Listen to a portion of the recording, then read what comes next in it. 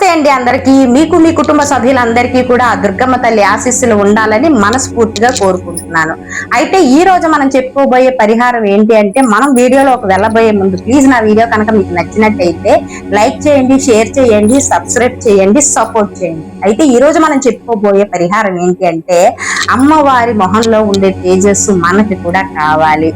ఆ తల్లి మాట్లాడితే ఆ తల్లి మాటల మాధుర్యానికి సరస్వతి దేవి వీణ కూడా అలా చూస్తూ ఉండిపోయిందంట. లలిత సహస్రనామార్చనలో ఉంటుంది. అటువంటి మాటల చాతుర్యం మనకు కూడా కావాలి. అలాగే ఆ తల్లికి ముల్లోకాల్లో అందరూ కూడా నరనారాయణులు కూడా ఆ తల్లికి శిరస్సు వంచి చేసినట్టుగా, అలాగే లోకంలో అందరూ కూడా మనకు వశపడి ఉండాలి. ఆ తల్లి ఎక్కడికి వెళ్ళినా సరే ఆ శక్తి సామర్థ్యాలను మెండుగా మనకి ఇవ్వాలి.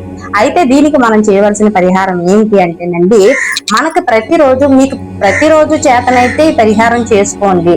లేదు అంటే మీరు శుక్రవారం మంగళవారంలో ఆ తల్లి తేజస్సు మనకు కావాలి, ఆ వాక్చాతుర్యం మనకు కావాలి, ఆ శక్తి మనకి ఇంకా ఎక్కువగా కావాలి. ప్రతి ఒక్కరిలోనూ అమ్మవారి శక్తి ఉంటుందండి. ఆ శక్తి లేకపోతే ఏ మనిషి కూడా ఎటువంటి పని చేయలేడు. కానీ అది ఇంకా ఎక్కువగా మనకి కావాలి. ఆ శక్తి సామర్థ్యాలు తల్లి మనకి ఇంకా ఎక్కువగా ఇవ్వాలి. వాక్చాతుర్యం మనకి ఇంకా ఎక్కువగా ఆ తల్లి ప్రసాదించాలి. మన మొహంలో ఆ తల్లి రూపురేఖలు, కళాకాంతులు కూడా మనకి ఇంకా ఎక్కువగా కావాలి అనుకుంటే అప్పుడు మనం ఏం చేయాలి అంటేనండి, అయితే శుక్రవారం మంగళవారం రోజుల్లోనండి ఒక 9 తమలపాకులు అయితే తీసుకోండి. తీసుకున్న తర్వాత వాటి మీద హ్రీం అని రాయండి.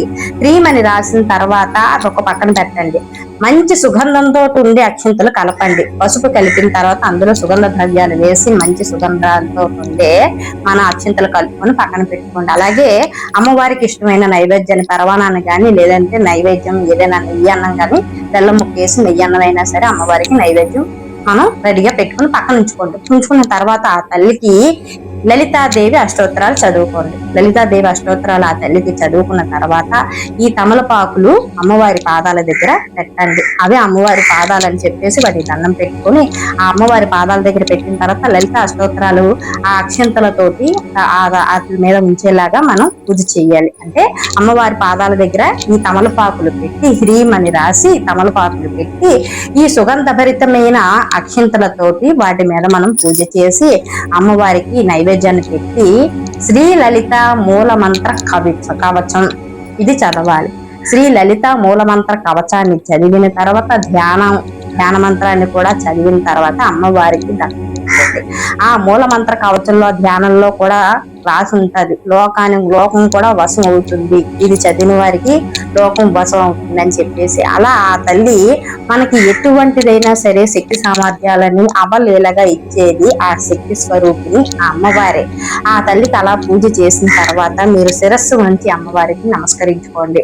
నీలో ఉండే తేజస్సు నాకు కూడా ఇవ్వు, నువ్వు మాట్లాడితే ఎలా వాక్చాతుర్యంతో అందరూ వింటారో అలాగే ఆ వాక్చాతుర్యాన్ని నాకు కూడా ప్రసాదించు, ఆ శక్తిని నాకు ఇంకా కలిగించు అని చెప్పేసి ఆ అమ్మలగన్న అమ్మకి మనస్ఫూర్తిగా దండం పెట్టుకోండి.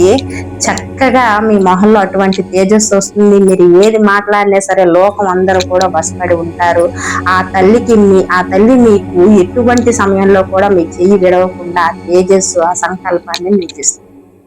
ఇది నిజం. ఇలా చేసి ఆ అమ్మవారి కృపకు మీరు అందరూ పాత్రలు అవ్వాలని మనస్ఫూర్తిగా కోరుకుంటున్నాను.